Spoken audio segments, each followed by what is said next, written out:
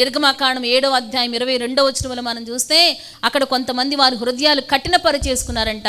వాళ్ళు కొంతమంది మాటలు వినలేకపోతున్నారంట. ఐగుప్తు శకునగాండ్రు కూడా తమ మంత్రముల వలన అట్లు చేయగా యెహోవా చెప్పినట్టు ఫరో హృదయం కఠినమైంది. ఎవరి హృదయం కఠినమైపోయింది ఇక్కడ? ఎవరు కఠినం చేశారు? దేవుడే కఠినపరిచేశారు. అయితే దేవుడు కఠినపరిచారు, ఫరో హృదయం కూడా కఠినమైపోయింది. కఠినమైపోయిన తర్వాత అతడు ఎటువంటి స్థితిలోనికి వెళ్ళిపోయాడంటే అతడు మోషే అహరోనుల మాట వినకపోయెను. దేవుని మాటను వినలేనటువంటి పరిస్థితుల్లోనికి మనం వెళ్ళిపోతూ ఉంటాం. అందుకే హృదయం కఠినం కాకూడదు. పరిశుద్ధాత్మ దేవుడు ఒకవేళ ఇంకా అదే పాపములో చలామణి అయిపోతూ కొంతమంది ఏదైనా ఒక చిన్న పాపము జీవితంలోనికి ప్రవేశిస్తే అబ్బా చాలా బాగుంది కదా అని చెప్పేసి దాన్ని అలాగే ఎలో చేస్తూ ఉన్నారు. కఠినపరుచుకొని, హృదయాన్ని కఠినపరుచుకొని అందులోనే బ్రతుకుతూ ఉన్నారు. అది మనకి ఎంత మాత్రము కూడా ఆశీర్వాదము కానే కాదు. హృదయాలు కఠినపరుచుకోవద్దు. హృదయాలు కఠినపరుచుకుంటే దేవుని మాట కూడా మనకి వినపడదు, మనకి స్వస్థత కలగదు, మనం కన్నులారా చూడలేము, మనం చెవులారా వినలేము, మన హృదయంతో మనం గ్రహించలేము. అందుకని హృదయాన్ని కఠినం చేసుకోకూడదు. యెషయా గ్రంథంలో మనం చదువుతాం. యెషయా గ్రంథంలో యెషయాతో దేవుడు మాట్లాడుతూ అంటాడు, అయ్యా ఇజ్రాయేలీలతో వెళ్ళిపోయి నువ్వు ఒక మాట చెప్పు. ఏమనంటే వాళ్ళతో చాలాసార్లు నేను మాట్లాడుతూ వచ్చాను, చాలాసార్లు వాళ్ళకి బుద్ధి చెప్దామని ప్రయత్నం చేశాను, చాలాసార్లు వాళ్ళని మారుద్దామని నేను ప్రయత్నం చేశాను. కానీ వాళ్ళ బ్రతుకులో ఎటువంటి మార్పు లేదు. వాళ్ళ బ్రతుకుల్లో ఏ మాత్రం మార్పు కనబట్ల. అందుకని వాళ్ళు గ్రహించకుండా వాళ్ళ కన్నులు మూసేయండి, వాళ్ళు వినకుండా వాళ్ళ చెవులు మూసేయి, వాళ్ళ హృదయంతో గ్రహించకుండా వాళ్ళ హృదయము వాళ్ళ మనస్సులు మీరేం చేస్తారు క్రొవ్వినట్లుగా చేసేయండి. అసలు వాళ్ళకి నా మాట వినబడకుండా చెయ్యి యెషయా అని చెప్తాడు. యెషయా మాటనిగానే సరే అంటాడు. కానీ అయ్యా ఎంతకాలం వరకు ఆ స్థితి ఎక్కువ కాలం మంచిది కాదే అని యెషయా తర్వాత అడిగినట్లుగా మనం చూస్తాం. దేవునికి స్తోత్రం, హల్లెలూయా. అందరూ సంతోషంగా బిగ్గరగా దేవునికి స్తోత్రం చెల్లిద్దాం, హల్లెలూయా. చూస్తారా ఆ మాట? యెషయా గ్రంథం 6వ అధ్యాయం 10వ వచనంలో చూస్తే వారు కన్నులతో చూచి చెవులతో విని హృదయముతో గ్రహించి మనస్సు మార్చుకొని స్వస్థత పొందకపోవునట్లు. కన్నులతో చూసారా వాళ్ళు స్వస్థత పొందుకుంటారు. చెవులతో కానీ వాళ్ళు విన్నారా వాళ్ళకి స్వస్థత శీఘ్రంగా వచ్చేస్తుంది. వాళ్ళు హృదయంతో గ్రహించారా వాళ్ళకి స్వస్థత వచ్చేస్తుంది, మారు మనసు వచ్చేస్తుంది. అందుకే యెషయా ఎన్నోసార్లు వాళ్ళతో మాట్లాడుతున్నారు. ఆ స్థితిలోని వాళ్ళని కొనసాగింపని వారు కన్నులు చూచినట్లుగా, వారు కన్నులారా చూచి చెవులతో విని హృదయముతో గ్రహించి మనసు మార్చుకొని స్వస్థత పొందకుండానట్లుగా ఈ జనుల హృదయమును క్రొవ్వు చేసి వారి చెవులను మందపరిచి వారి కన్నులు మూయించమని చెప్పాను. దేవునికి స్తోత్రం. అందరూ సంతోషంగా బిగ్గరగా దేవునికి స్తోత్రం చెల్లిద్దాం, హల్లెలూయా. ఎన్నిసార్లు గద్దించిన లోబడిన వాడు మరి హఠాత్తుగా నాశనం అయిపోతారంట. దేవుడు వారిని భ్రష్ట మనసుకు అప్పచెప్పేస్తాడంట. దేవుడు మనతో మాట్లాడుతున్నప్పుడు, దేవుడు వాక్యం మనకు దొరుకుతున్నప్పుడు మనం స్వస్థత పొందుకోవాలి. హృదయాన్ని కఠినం చేసేసుకోకూడదు. హృదయాన్ని కఠినం చేసుకుంటే మనకి స్వస్థత రాదు. ఏ పాపం ఇంకా ఎంతకాలం నీ బ్రతుకులో యాలనిస్తావు? దేవునికి ఆయాస్కరంగా ఎంతకాలం బ్రతుకుదాం? ఇంకా ఎంతకాలం దేవుణ్ణి అవమానపరుద్దాం? ఎంతకాలం దేవునికి మహిమ రాకుండా మన బ్రతుకుల్లో ఇలాగే కొనసాగుదాం? ఇంకా మనం చదివినట్లయితే యెషయా గ్రంథం 29వ అధ్యాయం 13వ వచనంలో చూస్తే ప్రభువు ఈలాగు సెలవిచ్చుచున్నాడు, ఈ ప్రజలు నోటి మాటతో నా యొద్దకు వచ్చుచున్నారు, పెదవులతో నన్ను ఘనపరచుచున్నారు గాని తమ హృదయమును నాకు దూరం చేసుకొని ఉన్నారు. దేవునికి స్తోత్రం, హల్లెలూయా. ఎలా ఉందంట మన ఆధ్యాత్మిక స్థితిని గురించి కూడా చెప్తా ఉన్నారు. మన ఆధ్యాత్మిక పరిస్థితి ఎలా ఉందంట?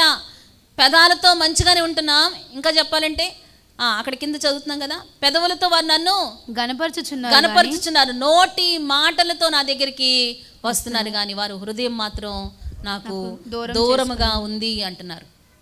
ఇంకా కింద వచనాలు చూస్తే వారు నా ఎడల చూపు భయభక్తులు మానవుల విధులను బట్టి వారు నేర్చుకొనినవి. దేవునికి స్తోత్రం, హల్లెలూయా. మనుషులు ఒక క్రమాన్ని నేర్పిస్తూ ఉంటే ఆ క్రమ ప్రకారంగా వస్తున్నారు, వెళ్ళిపోతున్నారు. కానీ యెషయా వారు పెదాలతో నన్ను స్తుతిస్తున్నారు కానీ, నోటి మాటలతో నన్ను స్తుతిస్తున్నారు కానీ వారి హృదయాన్ని ఎంత మాత్రం ఇన్వాల్వ్ చేయట్లేదు. యెషయా మనుషులు కల్పించిన పద్ధతుల్లో కాదండి మనం దేవుణ్ణి ఆరాధన చేయాల్సింది. దేవుణ్ణి ఆరాధన చేయడానికి కావలసింది శరీరం కాదు, శరీరం కూడా కావాలి. దేవునికి స్తోత్రం, హల్లెలూయా. మన శరీరాలు ఇక్కడికి రావాలి. దేవుణ్ణి ఆరాధన చేయడానికి శరీరం ప్రాముఖ్యమైంది. శరీరంతో కాదు కానీ ఇంకా చెప్పాలంటే దేవుణ్ణి ఆరాధించాల్సిన వాళ్ళు ఇన్వాల్వ్ చేయాల్సింది ఏంటో తెలుసా? వారి ఆత్మని ఇన్వాల్వ్ చేయాలి. దేవునికి స్తోత్రం, హల్లెలూయా. దేవుడు ఆత్మ గనుక ఆయన ఆరాధించేవారు చెప్పండి, ఆత్మతోనూ సత్యముతోనూ దేవుని ఆరాధన చేయాలి. మనుషులు కల్పించినటువంటి కట్టడలను బట్టో, మనుషులు నేర్పిస్తున్నటువంటి పద్ధతులను బట్టో అలా కాదు మనం దేవుని ఆరాధన చేయాల్సింది. చేతులు ఎత్తమంటే చేతులు ఎత్తటం, నోరు తెరిచి బిగ్గరగా పాడండి అంటే అదైన చెవుల్లోకి దూరితే మనం నోరెత్తుతాం. కొంతమందికి ఎంత చెప్పినా వినపడదు. దేవుణ్ణి మహిమపరచాలి. దేవుని మందిరంలోకి వస్తున్నప్పుడు ఆయన దేవుడు గనక దేవునిగా ఆరాధన చేయాలి అని ఎంత చెప్తున్నా మనుషులు కల్పించినటువంటి కట్టడలు బట్టి, మనుషులు నేర్పిస్తున్న పద్ధతులను బట్టి యెషయా ఎంతకాలం వీళ్ళు ఆరాధన చేస్తారు? నాకు ఇష్టం అవ్వట్లేదు. వాళ్ళ కన్నులు మూసేస్తావా? వాళ్ళ చెవులు మూసేస్తావా? వాళ్ళ హృదయాన్ని కురవేటట్లుగా చేస్తావా? యెషయా దాంతో సంతోషించలేదు నిజంగా. తర్వాత వచ్చిన వాళ్ళు ఎంతకాలం అయ్యా ఆలోచన చేయండి. దేవుణ్ణి ఆరాధన చేయడానికి కావలసింది శరీరము, ఆత్మ, ప్రాణముతో కూడా దేవుణ్ణి ఆరాధన చేయాలి. దేవునికి స్తోత్రం. దావీదు భక్తుడు ఏమంటాడు? నేను నా దేవుని మందిరానికి, జీవము కలిగిన దేవుని దర్శించడానికి నా హృదయం ఆనందంతో కేకలు వేస్తుంది, నా ప్రాణము సంతోషంతో బిగ్గరగా కేకలు వేస్తుంది అన్న అనుభవాలు దావీదు మనతో మాట్లాడుతున్నాడు. ఉందా ఇటువంటి అనుభవాలు? మనం నేర్చుకుంటుంది ఏంటి? లేకపోతే మనం ఏ రీతిగా, ఏ పద్ధతుల్లో దేవుణ్ణి ఆరాధన చేస్తున్నాము ఆలోచన చేద్దాం. దేవునికి మహిమ కలుగును గాక. ఆ వచనాలన్నిటిని మనం చూస్తూ ఉన్నప్పుడు మన హృదయం కఠినమైపోతే ఏం చేస్తాము? మనము దేవుని మాట కూడా మనకి అర్థమవదు, దేవుని సేవకుల మాట కూడా మనకు అర్థమవదు, దేవుని వాక్యం ఎక్కడి నుంచి వస్తుందో కూడా మనకి అర్థమవదు. మన హృదయం కఠినమైపోతే మనం అసలు ఆరాధన ఎవరికి చేస్తున్నామో, మనకి ఎవరు తండ్రిగా ఉన్నాడో, మనం ఎవరికి కుమారులుగా కుమార్తెలుగా ఉన్నామో కూడా అర్థం కానటువంటి పరిస్థితులు. ఇంకో మాట చెప్పమంటారా? మన హృదయం కఠినమైపోతే మన బ్రతుకుల్లో పొందుకుంటున్న ప్రతి ఆశీర్వాదము కూడా అది దేవుని దగ్గర నుంచి వస్తుంది అని కూడా గ్రహించలేమంట. యోహాను సువార్త 12వ అధ్యాయం 37 నుంచి 41 వచనాలు మనం చూస్తే యేసు ఈ మాటలు చెప్పి వెళ్ళి వారికి కనబడకుండా దాగి ఉండెను. ఆయన వారి ఎదుట ఎన్ని సూచక క్రియలు చేసినను వారు ఆయన యందు విశ్వాసం ఉంచకపోయిరి. ప్రభువా ఈ వర్తమానం నమ్మిన వాడెవడు? ప్రభు యొక్క బాహువు ఎవనికి బయలుపరచబడిను అని ప్రవక్త యెషయా ద్వారా చెప్పబడిన వాక్యం నెరవేరినట్లుగా ఇది జరిగింది. దేవునికి స్తోత్రం, హల్లెలూయా. దేవుడు ఎన్నో కార్యాలు చేశారంట, అయినప్పటికీ కూడా వారికి దేవుడి మీద విశ్వాసం కలగట్లేదంట. ప్రభు యొక్క బాహువు వాళ్ళకి బయలుపరచబడట్లా. దేవుని యొక్క రెక్కల చాటున వాళ్ళు భద్రపరచబడుతున్న విధానం వాళ్ళకి అర్థమవటం లేదు. దేవుని యొక్క దక్షిణ హస్తాన్ని వాళ్ళు చూడలేకపోతున్నారు. దేవునికి స్తోత్రం, హల్లెలూయా. ఎన్నో కార్యాలు మనం పొందుకుంటున్నాం. అయితే నా బాహువే, నా బలమే నాకు ఇన్ని కార్యాలు చేసి పెడుతుంది, నా వల్లే ఇవన్నీ జరుగుతున్నాయి అని మనం ఒకవేళ మన బలాన్ని చూసి లేకపోతే మన బాహువుని చూసి మనం బ్రతుకుతున్నామేమో. అది ఇక్కడ మనం చదువుతున్నాం కదా, వాళ్ళు ఎన్ని కార్యాలు చూసినానంట దేవుని యందు విశ్వాసం ఉంచలేకపోతున్నారంట. అందుకే యోహాను యెషయా ప్రవచనాన్ని మళ్ళీ అక్కడ ప్రవచనం ఎత్తి మాట్లాడుతున్నట్లుగా మనం చూస్తున్నాం. హృదయం కఠినమైపోతే దేవుని కార్యాలు కూడా మనము గుర్తించలేము. ఆ కింద వచనాల్లో అవన్నీ రాయబడతాయి. కాబట్టి మనకి తండ్రిగా ఉన్నాడు. ఈ రోజున మనం చేయాల్సిన ప్రార్థన ఏంటంటే, ఇటువంటి బ్రతుకుల్లో ఒకవేళ మనం బ్రతుకుతా ఉంటే దేవుని కార్యాలు చూడలేకుండా, దేవుని యందు విశ్వాసం ఉంచలేకుండా ఒకవేళ మనం బ్రతుకుతున్నామేమో, ఇవన్నీ ఏంటో తెలుసా? యెషయా గ్రంథం 63వ అధ్యాయం 17 వచనంలో, యెహోవా నీ మార్గములను తప్పి తిరుగునట్లుగా మమ్మల్ని ఎందుకు తొలగజేసితివి? నీ భయము విడిచినట్లుగా మా హృదయములను నీవెందుకు కఠినపరిచితివి? నీ ఆలోచన లేని జీవితం మాకొద్దు, నిన్ను ఘనపరచలేని బ్రతుకులు మాకు వద్దు నాయనా, నువ్వు మరలా తిరిగి రండయ్యా అని ఇక్కడ భక్తులు ప్రార్థన చేస్తూ ఉన్నారు. దేవునికి స్తోత్రం, హల్లెలూయా. సంపూర్తిగా మరలా దేవుని వైపు మనం తిరుగుదామా? సంపూర్తిగా ఆ తండ్రి చేతుల్లోనికి వద్దామా? సంపూర్తిగా కుమారత్వాన్ని, ఆ దత్తపుత్ర ఆత్మను పొందుకొని దేవుని దగ్గరికి వచ్చి అబ్బా తండ్రి అని మొరపెట్టి మనకున్నటువంటి ప్రతి సమస్యలో నుంచి మనం విడుదల పొందుకొని దేవునికి మహిమకరంగా బ్రతకడానికి మన పరిశుద్ధాత్మ దేవుడు మనల్ని పురికొల్పుతా ఉన్నాడు. దేవునికి స్తోత్రం, హల్లెలూయా. ఈ యెషయా ఇజ్రాయేలీల్ని అష్షూరు దేశస్థులు, వాళ్ళు బబులోను దేశస్థులు, వాళ్ళు చెరగొని తీసుకొని వెళ్ళిపోయిన తర్వాత ఈ యెషయా ప్రవక్త ద్వారా దేవుడు ఇజ్రాయేలుతో మాట్లాడుతున్నటువంటి గ్రంథమే ఈ యెషయా గ్రంథం. మీరందరూ చెదిరిపోయారు అనుకుంటున్నారా? లేదు లేదు లేదు, నేను మరలా మిమ్మల్ని అందరినీ సమకూరుస్తాను. దేవునికి స్తోత్రం, హల్లెలూయా. దేవుని సన్నిధిలో హృదయపూర్వకంగా యథార్థంగా మనము కూడా ఈ ప్రార్థన చేయగలిగితే దేవుడు మరలా మనల్ని సమకూరుస్తాడు. ఆమేన్. అన్ని విషయాలలో దేవుడు మనల్ని సమకూరుస్తారు. నమ్ముతున్నారా? ఆశపడండి, ఆశపడండి. ఆధ్యాత్మికంగా దేవా నన్ను సమకూర్చండి, ప్రార్థించడానికి, వాక్యాన్ని ధ్యానించడానికి, సువార్తను ప్రకటించడానికి నన్ను సమకూర్చండి అని దేవుని సన్నిధిలో హృదయపూర్వకంగా ఆధ్యాత్మికంగా లోతైన అనుభవాలకు నడిపించబడడానికి మనల్ని మనం సమర్పించుకుందాం. దేవునికి స్తోత్రం, హల్లెలూయా. మూడోదిగా మనం చూసినట్లయితే మొదటి దాంట్లో నుంచి పరిశుద్ధాత్మ అభిషేకం చేత వాళ్ళు అబ్బా తండ్రి అని పిలిచేటువంటి ఆత్మను పొందుకున్నారు. ఇక్కడ దేవుని యొక్క కృప చేత నీవు మాకు తండ్రిగా ఉన్నావు కనుక అయ్యా మమ్మలను మరలా తిరిగి నీ దగ్గరికి రానియండి, మమ్మల్ని విడిచిపెట్టొద్దు అని ప్రార్థన చేస్తూ ఉన్నారు. మూడోదిగా చూసినట్లయితే యెషయా గ్రంథం 64వ అధ్యాయం 8వ వచనంలో యెహోవా నీవే మాకు తండ్రివి, నీవే మాకు తండ్రివి, మేము జిగటమన్ను, నీవు మాకు కుమ్మరివాడు, మాకు కుమ్మరివాడు, మేమందరము నీ చేతి పని అయి ఉన్నాము, నీ చేతి పని అయి ఉన్నాము.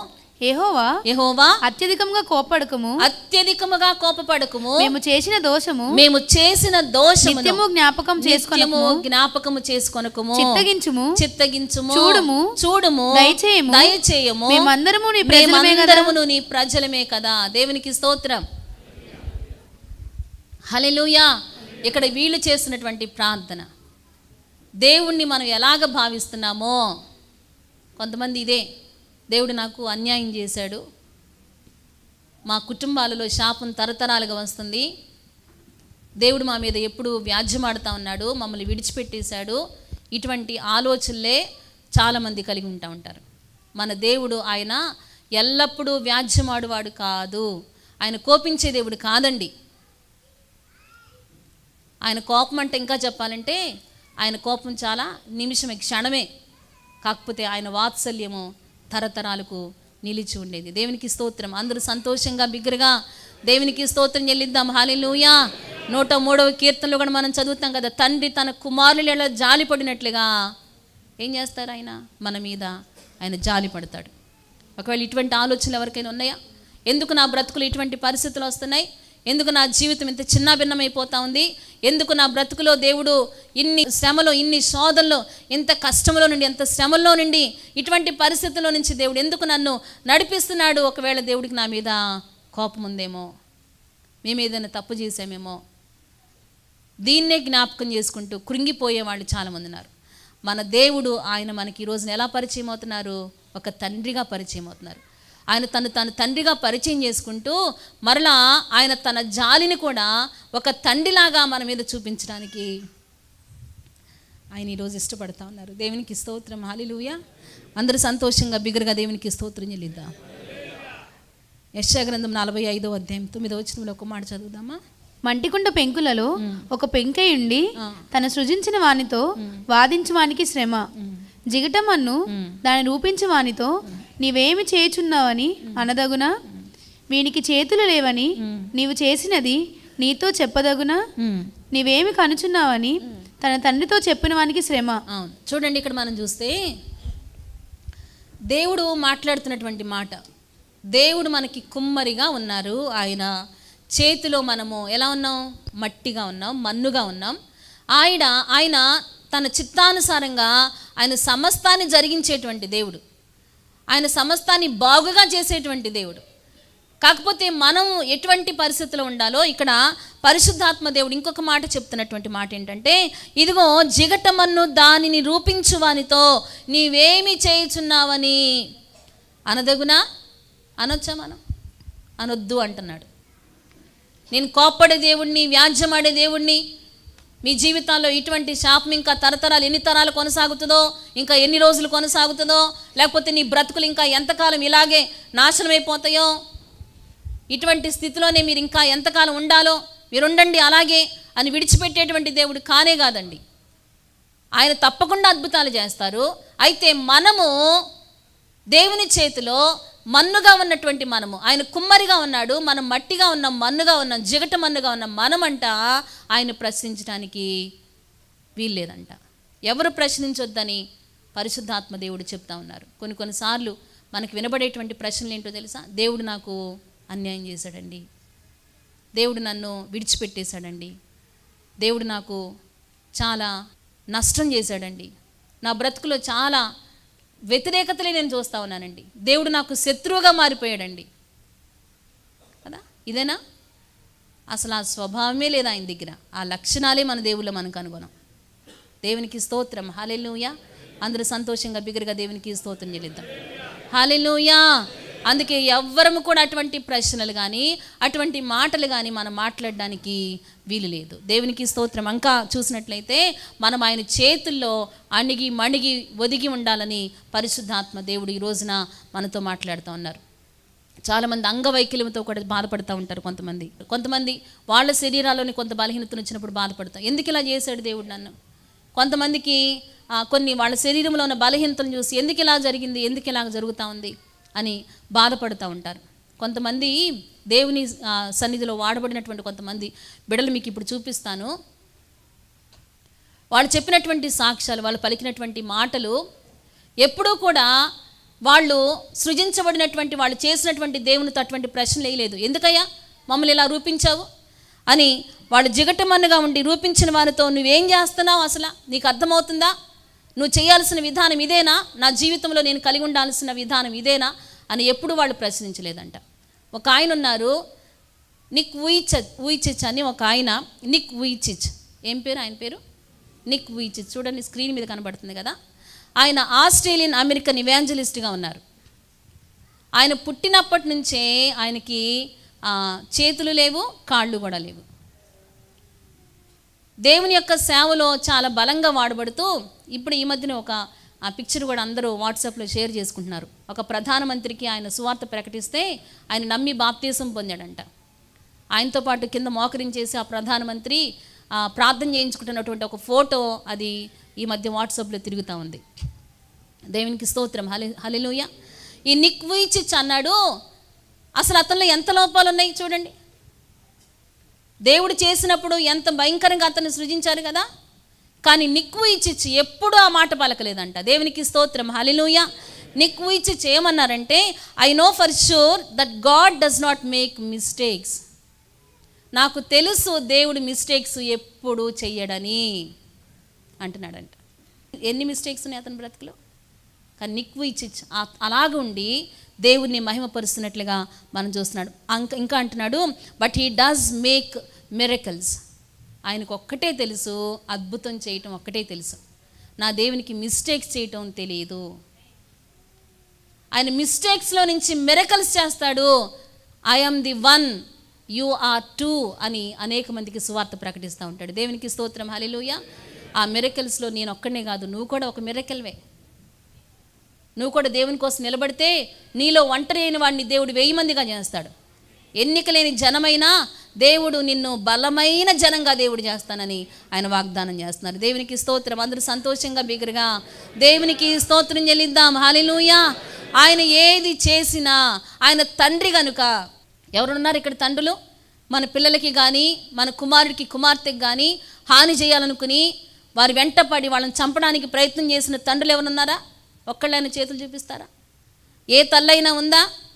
నా కుమారుణ్ణి ఈరోజు ఎలాగైనా సరే వాడిని అంతో చూడాలని వెనక తిరిగే తల్లి ఎవరన్నా ఉందా? చెడ్డవారమైన మనకి ఇటువంటి మనసు లేదే. పరలోకమందున తండ్రి మనల్ని విడిచిపెడతాడా? మనం ఆలోచన చేయాల్సింది ఏంటంటే మనం ఎటువంటి పొజిషన్లో ఉన్నామో ఆలోచన చేసుకుంటే ఆయన ఈ రోజున తన సంబంధాన్ని మరలా పునరుద్ధరింపజేసుకొని ఒక తండ్రి దగ్గర నుంచి కుమారునికి రావలసిన ఆశీర్వాదము, అసలు దేవుణ్ణి మనం తండ్రిగా కలిగి ఉంటే మన స్థితి, మన పొజిషన్ ఎటువంటి స్థాయిలో ఉంటుందో ఆయన చూపించడానికి ఈ రోజున రెడీగా ఉన్నారు. దేవునికి స్తోత్రం, హల్లెలూయా. ఆయనకి కుమారుడిగా మారడానికి మనం రెడీగా ఉంటే మన బ్రతుకులు పొందుకునే ఆశీర్వాదాలు అన్నీ ఇన్ని కాదు. దేవునికి స్తోత్రం, హల్లెలూయా. అలాగే జోనీ ఎరిక్సన్ అనేటువంటి ఇంకొక ఆమెను చూడండి. ఆమె చిన్నప్పుడు డైవ్ చేస్తూ, స్విమ్మింగ్ పూల్లో డైవ్ చేస్తూ ఒక పెద్ద గాయం తగిలి, ఆమెకి నడుములో గాయం తగిలి ఇక్కడ నుంచి మెడ దగ్గర నుంచి కూడా కింద పార్ట్ అంతా కూడా ప్యారలైజ్ అయిపోయింది. కాళ్ళు చేతులు పనికిరావు, పనిచేయు. అయితే ఆమె కూడా ఎప్పుడు దేవుని దూషించలేదు. ఎందుకు ఇలా నన్ను చేసావు అని ఎప్పుడు ప్రశ్నించలేదు. దేవుని యొక్క ప్రేమను కనుగొన్నటువంటి ఆ జోనీ ఎరిక్సన్ తన నోటితో పెయింటింగ్స్ వేస్తూ ఆ పెయింటింగ్స్తో వచ్చినటువంటి డబ్బుల్ని కలెక్ట్ చేసి అలాంటి వ్యాధులు, బలహీనతల చేత, అలాంటి అంగవైకల్యంతో ఉన్న వారికి బలపరచడానికి, ఆర్థిక సహాయం చేయడానికి, వాళ్ళని ప్రోత్సహించడానికి జోనీ అండ్ ఫ్రెండ్స్ ఒక ఆర్గనైజేషన్ స్టార్ట్ చేసి ఆమె ఆ పెయింటింగ్స్ వేసి వచ్చిన డబ్బులతో ఆ ఆర్గనైజేషన్ ఆమె నడుపుతూ ఉంది. దేవునికి స్తోత్రం, హల్లెలూయా. ఆమె ఇవాంజలిస్ట్, క్రిస్టియన్ ఆథర్గా కూడా ఉంది. బుక్స్ రాస్తా ఆ నోటితోనే రాస్తుంది. అనేక మంది క్రీస్తు సువార్తను ప్రకటిస్తూ ఉంది, క్రీస్తు ప్రేమని ప్రకటిస్తూ ఉంది. దేవునికి స్తోత్రం. ఆమె చెప్పిన మాట ఏంటో తెలుసా? I thank God for not healing me. నన్ను స్వస్థపరచినందుకు దేవునికి వందనాలు అని చెప్తుంది. నేను బాగైతేనే నా పరిస్థితి ఎలా ఉండేదో, నేను ఎక్కడుండేదాన్నో, దేవుడు నన్ను బాగు చేయలేదు కనుక ఈరోజు నేను అనేక మందికి ఆశీర్వాదకరంగా ఉన్నాను అని ఆమె అనేక మందిని ప్రోత్సహిస్తూ ఉంది. ఆమె 50వ బర్త్డే రోజున అంటుంది, after 50 years on my wheelchair I'm still walking with God అంటుంది. ఈ 50 సంవత్సరాలు కూడా నేను వీల్ చైర్లో ఒకవేళ ఉన్నానేమో కానీ నన్ను నడిపించింది మాత్రం వీల్ చైర్ కాదు, నన్ను నడిపించింది ఎవరో, ఐ వాక్ విత్ గాడ్ అని చెప్తుంది. దేవునికి స్తోత్రం, హల్లెలూయా, హల్లెలూయా. ఇంకా విదేశాల్లో ఎందుకు, మన దేశంలో లేరా? బోనాల హానోక్ గారు ఆయనకున్న శరీర బలహీనతను బట్టి అలాగే ఉండిపోయారా? అనేక మందికి సువార్తను ప్రకటించారు, పాటలు రాసి దేవుని నామాన్ని మహిమపరుస్తున్నారు. సిరివెల్ల హానోక్ గారు లేరా? ఆయన కూడా దేవుని వాక్యాన్ని ప్రకటిస్తూ అనేక మందికి సువార్తను ప్రకటించలేదా? ఎన్నో పాటలు రచించలేదా? ఐజయ్ గారు లేరా? ఆయన కళ్ళు లేవు కానీ ప్రకటన గ్రంథాన్ని గురించి, దేవుని యొక్క రాకడని గురించి బోధిస్తూ ఉంటే మన హృదయాలు దద్దరిల్లిపోతాయి, మన హృదయాలు కరిగిపోతూ ఉంటాయి. బ్రెయిలీ లాంగ్వేజ్ నేర్చుకొని దేవుని సువార్త పరిచయంలో వాడబడుతున్న అనేక మంది సేవకులు మన కళ్ళ ముందు లేరా? వీళ్ళందరూ ఈ రోజున మనతో మాట్లాడుతున్న మాట ఏంటో తెలుసా? నాకు ఇవన్నీ లేవు కదా, ఇన్ని బలహీనతలు ఉన్నాయి కదా, దేవుని సువార్తలు నేను ఉన్నానే, మరి నీ విషయం ఏంటి? What about you? నీ పరిస్థితి ఏంటి? ఎంతసేపు మనకున్నటువంటి ఏదో కొద్దిపాటి బలహీనత, ఏదో చిన్న అవసరతలు, ఏదో చిన్న అక్కరతలు, అవి పెద్దగా హైలైట్ చేసేసుకొని దేవుని సువార్త పరిచయంలో పాలుపుంపులు పొందకుండా, నశించిపోతున్న ఆత్మల పట్ల భారం లేకుండా బ్రతుకుతున్నామే. ఇలాంటి ప్రశ్నలు వేసుకుంటూ తిరుగుతున్నామే. అనేకుల సింపతి పొందడానికి, అనేకుల యొక్క ఏదో వాళ్ళ యొక్క మన్నలు పొందడానికి ప్రతి ఇంటికి వెళ్ళి నా బ్రతుకులు ఇది జరిగిందండి, ఇది జరిగిందండి, అయినా కానీ నేను ఇలా బ్రతుకుతున్నానంటే అలా బ్రతుకుతున్నాను, వీళ్ళు పెట్టుకుంటారు ఓదార్పు యాత్ర. ఏమైనా ప్రయోజనం ఉందా? ఏమీ ప్రయోజనం లేదు. కాబట్టి తండ్రిగా ఆయన మనకున్నాడు. మనం ఏమండాలంట? అయ్యా ఇదిగో నీకు యోగ్యమైనది నువ్వు చేస్తావు. రోమిలకు రాసిన పత్రిక 9వ అధ్యాయము 20-21 వచనాలు చూస్తే, అవునుగా నీవు మనుషుడా, దేవునికి ఎదురు చెప్పుటకు నీవెవడవు, నన్ను ఎందుకు ఇలాగు చేసేవని రూపింపబడినది రూపించిన వానితో చెప్పదగునా. దేవునికి స్తోత్రం, హల్లెలూయా. అందరూ సంతోషంగా బిగరగా దేవునికి స్తోత్రం చెల్లిద్దాం. వాళ్ళు ప్రశ్నించట్లేదు కానీ అన్నీ బాగుండిన మనం ప్రశ్నిస్తున్నాం. ఏమని? ఎందుకయ్యా 2 కాళ్ళు ఇచ్చావు, ఎందుకయ్యా 2 చేతులు ఇచ్చావు? ఆలోచన చేద్దాం. దేవుని సన్నిధిలో సమస్తాన్ని ఆయన బాగుగా తన చిత్తానుసారంగా ఆయన మంచిగా చేయగలిగినటువంటి దేవుడు మన దేవుడు. దేవునికి స్తోత్రం, హల్లెలూయా. ఆయన ప్రేమించే వారి కొరకు సమస్తమును సమకూడి ఆయన జరిగించేటువంటి దేవుడు. మనకి తండ్రిగా ఉంటే మనం ఈ లక్షణాలన్నీ కూడా మనం కలిగి ఉండడానికి ఈ రోజున ఒక పిలుపునిస్తూ ఉన్నారు. ఆయన మనకు తండ్రిగా ఉంటే చివరికి ఇంకొక మాట చెప్పి నేను ముగిస్తాను. యోహాను సువార్త 5వ అధ్యాయం 19వ వచనంలో, కాబట్టి యేసు వారికి ఇట్లు ప్రత్యుత్తరం ఇచ్చెను, తండ్రి ఏది చేయుట కుమారుడు చూచునో అదే గాని తనంతట తాను ఏదియు చేయనేరడు. ఆయన వేటిని చేయును వాటినే కుమారుడను. ఆ మాట చూడండి, అందరూ చూడండి. ఆయన వేటిని చేయునో వాటినే కుమారుడును అలాగే చేయును. దేవునికి స్తోత్రం, హల్లెలూయా. దేవుడు వాగ్దానం చేస్తున్నారు, నేను మీకు తండ్రిగా ఉంటాను, మీరు నాకు కుమారులు కుమార్తెలుగా మీరు ఉంటారు అని చెప్తున్నాడు. అయితే తండ్రి ఏది చేశాడో అది మనం కూడా ఏం చేయాలంటే ఇది మొదలుకొని చేయడానికి పరిశుద్ధాత్మ దేవుడు ఈ రోజున మనకి పిలుపునిస్తూ ఉన్నారు.